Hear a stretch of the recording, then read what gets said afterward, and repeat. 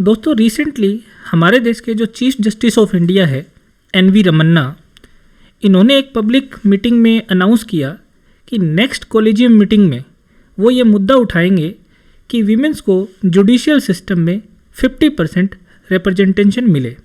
तो इस वीडियो के थ्रू हम ये जानने की कोशिश करेंगे कि कॉलेजियम सिस्टम क्या होता है, भारत में कॉलेजियम सिस्टम किस तरह से यूज़ किया जाता है और इंडिया के जुडिशियल सिस्टम में वीमेंस का कितना कुछ रोल है।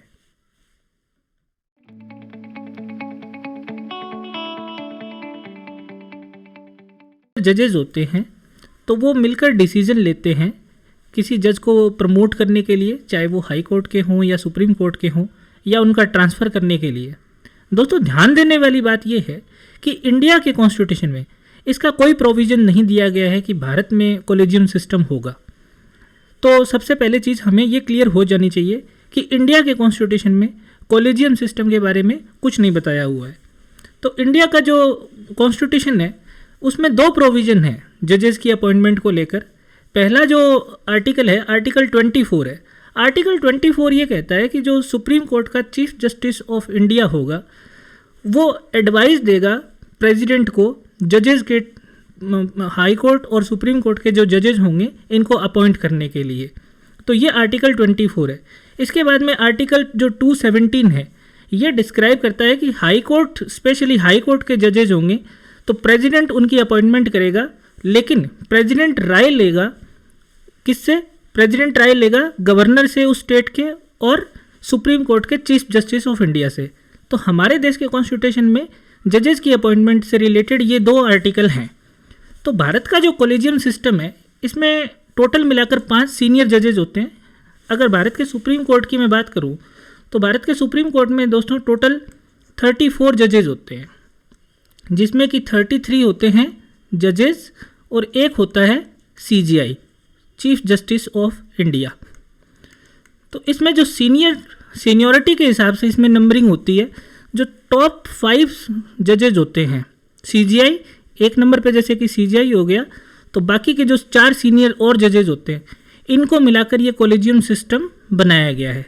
तो ये दोस्तों इंश्योर करते हैं कि किस जज को हाई कोर्ट का जज बनाया जाएगा और कौन से जज को हाई कोर्ट से सुप्रीम कोर्ट में लाया जाएगा। तो ये कॉलेजियम सिस्टम है इंडिया का। अगर दोस्तों अब वापस आते हैं अपने न्यूज़ पे कि जो न्यूज़ है वो क्या है। तो दोस्तों एन.वी. रमन्ना ने ये जो स्टेटमेंट दिया है ये एक्चुअली क्या है, वीमेंस की एक सेलिब्रेशन हो रहा था, वीमेंस की एक मीटिंग हो रही थी जिसका नाम दोस्तों है women in law and litigation. तो वहाँ पर जनरली ये वीमेंस की एक एसोसिएशन है, तो वहाँ पर एक फंक्शन था, तो इस फंक्शन में ये बोल रहे थे। चलिए दोस्तों अब कुछ फैक्ट डिस्कस करते हैं इंडिया के जुडिशियल सिस्टम में। तो इंडिया का अगर महिलाओं के पर्सपेक्टिव से अगर हम बात करें तो टोटल अगर हम हाई कोर्ट के जजेस को काउंट करें तो उनमें से केवल 11.5% जो जजेस हैं वो वीमेंस हैं।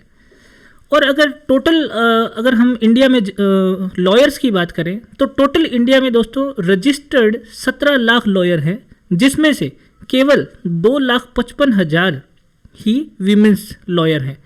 ऐसी बात नहीं है दोस्तों कि जो वीमेंस हैं वो बैरिस्टर की डिग्री नहीं करती है। डिग्री बहुत सारी वीमेंस है वो करती है, लेकिन ज़्यादातर जो वीमेंस है वो उस डिग्री को अपने प्रोफेशनल तरीके से यूज़ नहीं करती हैं। कहने का मतलब है वो प्रैक्टिस नहीं करती हैं। अब इसके पीछे अगर रीज़न दिया जाए तो इसके पीछे रीज़न बहुत सारे हैं, लेकिन जो मेन रीज़न ये है कि आज भी हमारे देश की जो कोर्ट्स हैं उसमें महिलाओं के लिए जो बेसिक फैसिलिटीज़ हैं वो भी उपलब्ध नहीं है। अगर डेटा के अकॉर्डिंग बात करें तो हमारे देश में आज भी 22% कोर्ट ऐसी हैं जहां पर वॉशरूम की फैसिलिटी भी नहीं है। तो इस बारे में गवर्नमेंट को ध्यान देना चाहिए और ऐसी कंडीशंस, ऐसी फैसिलिटीज़ प्रोवाइड करवाई जानी चाहिए ताकि ज़्यादा से ज़्यादा वीमेंस इस लॉ फील्ड में, इस जुडिशियल सिस्टम में पार्टिसिपेट करें। तो दोस्तों इस वीडियो में कुछ फैक्ट आप लोगों ने जाने, आशा करता हूँ कि आपको वो अच्छे लगे होंगे।